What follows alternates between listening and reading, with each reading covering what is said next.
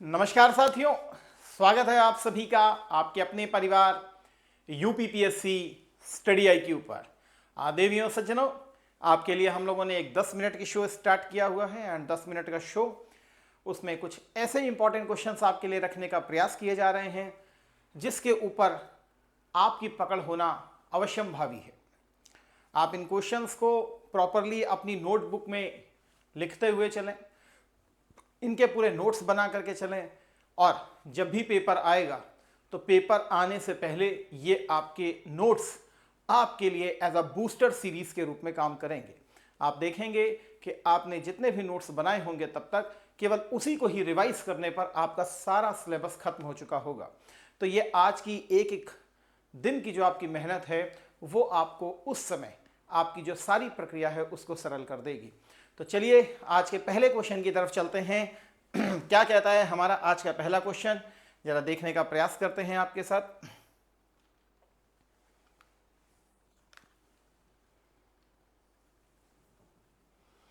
चलिए first question बताने का प्रयास कीजिएगा। महाबलीपुरम स्थित शोर मंदिर के संबंध में निम्नलिखित कथनों में कौन सा कथन बिल्कुल सही है? The temple house shrines dedicated to Lord Shiva and Vishnu. It is a structural temple, not a rock cut temple. उपरोक्त में से कौन से कथन आपको यहां पर सही लगते हैं? एक, दो, दोनों ही सही हैं या दोनों ही गलत हैं? तो चलिए, आपने आंसर अपना सिक्योर कर लिया होगा, मैं आपको बताने का प्रयास करता हूं।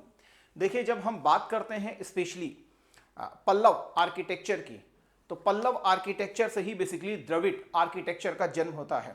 पल्लवों में सबसे पहला राजा कौन था? That was Mahendra Varman first. मतलब मैं आर्किटेक्चर के हिसाब से बात कर रहा हूं, महेंद्र वर्मन फर्स्ट।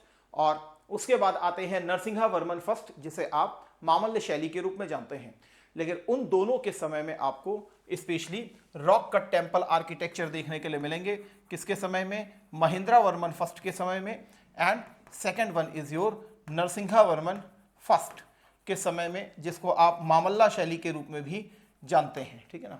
इन दोनों के समय में आपको रॉक कट आर्किटेक्चर देखने के लिए मिलता है। बट इसके बाद जो आते हैं नरसिंहा वर्मन सेकेंड, नरसिंहा वर्मन सेकेंड, जिसे आप राजसिम्हा शैली के रूप में भी जानते हैं, राजसिम्हा शैली के रूप में भी जानते हैं, प्लस नंदी वर्मना स्टाइल, नंदी वर्मना स्टाइल, इन दोनों में आपको बेसिकली स्ट्रक्चरल मंदिर देखने के लिए मिलते हैं। और नरसिंहा वर्मन सेकेंड की स्टाइल से ही आपकी द्रविडियन स्टाइल का जन्म हो जाता है। ठीक है, द्रविडियन स्टाइल का जन्म हो जाता है क्योंकि first time Narasimha Varman second की स्टाइल में ही पिरामिड नुमा जो शिखर होता है, पिरामिडिकल टावर, उसको बेसिकली यूज किया गया था। और ये इंडिपेंडेंट मंदिरों को बेसिकली इस समय निर्मित किया गया था, अर्थात कॉन्क्रीट का बेसिकली यूज किया गया था, उसके थ्रू इनको निर्मित किया गया था। जबकि इनके समय में आप देखेंगे तो रॉक को ही काट करके बेसिकली उसको एक डेफिनेट शेप दे करके मंदिर को डेवलप किया गया था। तो ये भी बात बिल्कुल सही है। और हाँ, पल्लवा टाइम को देखें तो पल्लवास जो थे एक रिलीजियस ऑर्थोडॉक्सी का पीरियड नहीं था, बल्कि भगवान शिव, भगवान विष्णु दोनों का हमें क्या कहते हैं देखने के लिए मिलता है। भगवान शिव के मंदिर थोड़े से ज्यादा आपको देखने के लिए मिलेंगे। और इस मंदिर में भी 3 गर्भगृह हैं। इस मंदिर में 3 गर्भगृह का संयोजन आपको देखने के लिए मिलेगा।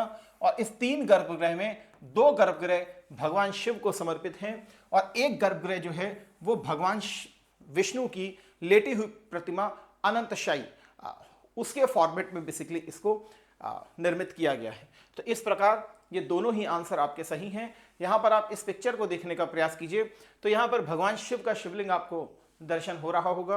तो यहां पर एक गर्भगृह आपको ये दिख जाएगा, दूसरा भगवान शिव की ये लेटी हुई प्रतिमा आपको दिखाई पड़ जाएगी। ठीक है, इसी प्रकार भगवान शिव का एक और आपको गर्भगृह देखने के लिए मिल जाएगा। तो शोर टेम्पल जो है ये, अगर आप देखें तमिलनाडु के लोकेशन को, तमिलनाडु के लोकेशन को देखें तो ये इस प्रकार से कोस्टल इलाके में बेसिकली स्थित है ये मंदिर। और एक स्ट्रक्चरल मंदिर के रूप में देखने के लिए मिलेगा। यूनेस्को की वर्ल्ड हेरिटेज साइट में भी इसको शामिल किया गया है। तो भगवान शिव और भगवान विष्णु दोनों को समर्पित है। नरसिंहा वर्मन सेकेंड, जिसे आप राजसिम्हा स्टाइल के रूप में भी जानते हैं, इसके समय में इसका निर्माण हुआ था और कोरोमंडल कोस्ट पे ही था महाबलीपुरम। ठीक है ना? यह दक्षिण भारत के सबसे प्राचीन संरचनात्मक मंदिरों में से है, इसको भी याद रखने का प्रयास कीजिए। और यूनेस्को ने इसे 1984 में ऐसा विश्व धरोहर स्थल के रूप में शामिल किया था। चलिए आज के नेक्स्ट क्वेश्चन की तरफ पुनः चलते हैं। पुनः पल्लव डायनेस्टी से ही एक क्वेश्चन है। निम्नलिखित में से किस पल्लव शासक ने 7वीं शताब्दी में महाबलीपुरम के पंचरथों का निर्माण किया था? पंचरथों की यहां पर बात कर रहा है। तो अभी मैंने आपको बेसिकली बताया था Mahendra Varman first style and second one is your Narasimha Varman first style. तो इसका जो वैसे आंसर है वो नरसिंहा वर्मन फर्स्ट है। नरसिंहा वर्मन फर्स्ट स्टाइल के समय में बेसिकली पंच पांडव रथों को निर्मित किया गया था, जिसमें धर्मराज रथ सबसे बड़ा है और द्रौपदी रथ जो था वो सबसे छोटा था। इसकी कुछ बेसिक सी बात करें हम आपके साथ, तो यहाँ पर आपको कुछ पिक्चर्स देखने के लिए मिल रही हैं। जैसे ये धर्मराज रथ है, ये अर्जुन रथ है, ये भीम रथ है, ये द्रौपदी का रथ है और ये आपका नकुल सहदेव का रथ है। यहाँ पर अगर आप देखने का प्रयास करें तो धर्मराज रथ की बात हो, चाहे फिर अर्जुन रथ की बात हो या फिर आपके द्रौपदी रथ की बात हो, ये तीनों के तीनों रथ जो हैं ये स्क्वायर शेप में बेसिकली निर्मित किए गए हैं। तो ये आपको दिख रहा होगा दैट इज स्क्वायर शेप। और सबसे छोटा जो रथ मंदिर आपको दिख रहा है, अच्छा ये मोनोलिथिक है। मोनोलिथिक का मतलब ये एक ही पाषाण से बेसिकली निर्मित किए गए हैं। इसमें दो चीजें नहीं यूज की गई हैं, पाषाण से ही बेसिकली निर्मित है और उसी को ही शेप दिया गया, तो मोनोलिथिक इन स्ट्रक्चर है। ठीक है, उसी प्रकार जब मैं भीम रथ और एक होता है गणेश रथ, ठीक है, इनकी मैं बात करूं तो ये रेक्टेंगुलर आपको देखने के लिए मिलेंगे। ये इस प्रकार से बना हुआ है, ठीक है, तो ये रेक्टेंगुलर साइज बना हुआ है।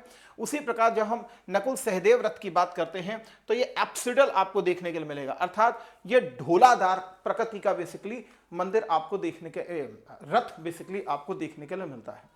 तो ये पंच पांडव रथ आपको देखने के लिए मिलेंगे। पंच पांडव के साथ गणेश रथ भी है। अगर एक और रथ का नाम आप बता दें तो मजा आ जाए, तो 7 आपको बेसिकली देखने के लिए मिल जाएंगे। मार्को पोलो ने इनको बेसिकली पैगोडा के नाम से भी बेसिकली संबोधित किया है। ठीक है, तो ये मंडप मंडप देखने के लिए मिलेंगे। ये सब क्या है, एकाश्मक है। ठीक, तो यहां पर आप देख सकते हैं। चलिए ठीक है, नेक्स्ट क्वेश्चन की तरफ आते हैं। बौद्ध संगीतियों के बारे में क्वेश्चन है। बेसिकली बौद्ध धर्म का हीनयान और महायान में विभाजन चौथी बौद्ध संगीति से संबंधित माना जाता है। दूसरा लिखा है सुत्त पिटक और विनय पिटक का संकलन प्रथम बौद्ध संगीति में किया गया था। कौन सा सही है? 1, 2 दोनों ही सही हैं या दोनों ही गलत हैं? आई होप सो आपने आंसर को सिक्योर कर लिया होगा। मैं इसका आंसर बताता हूं। देखिए, चौथी बौद्ध संगीति जो कश्मीर के कुंडल वन में आयोजित हुई थी, स्पेशली कनिष्क के समय में महायान बुद्धिज्म को लेकर के, उसी में ही बेसिकली हीनयान और महायान में बेसिकली ये जो था वो डिवाइड कर गया था धर्म। ठीक है, और इसी समय सिंघल श्रीलंका में बेसिकली हीनयान वालों की भी एक संगीति आयोजित की गई थी। सुत्त पिटक और विनय पिटक जो थे, जिसके संग्रहकर्ता क्रमशः आनंद और उपाली हुआ करते थे, तो पहले ही में ही सुत्त पिटक और विनय पिटक में जो बौद्धिज्म है वो डिवाइड हो गया था। सुत्त पिटक में बौद्ध धर्म के सिद्धांतों का वर्णन है, विनय पिटक में बौद्ध धर्म के रूल्स रेगुलेशंस इन सबको फॉर मॉन्क्स एंड नन्स उनके लिए बेसिकली इसमें मेंशन किया गया है।